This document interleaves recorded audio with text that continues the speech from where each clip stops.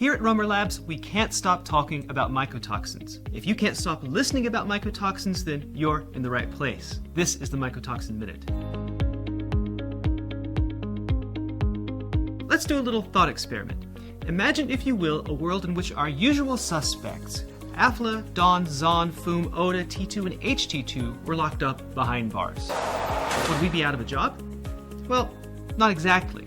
As we've said many times before, there are something like 400 mycotoxins out there that we know of. Of course, not every mycotoxin is equally dangerous.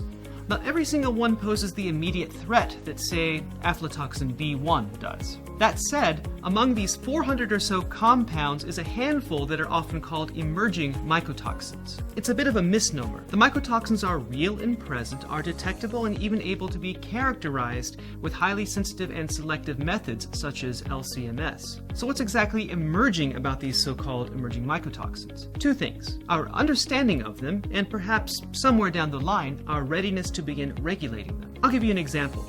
Some of these emerging mycotoxins are known as eniatins. We know where they come from.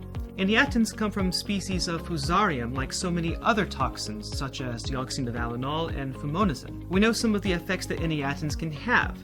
They have cytotoxic effects and can inhibit cellular transport proteins. While it's good that we know this, there are some important things about eniatins that we don't understand. What is their frequency of occurrence? At what level of concentration can we say that grain or feed with eniatins is contaminated? In other words, how do we define thresholds? The short answer is that there's not yet much of a consensus.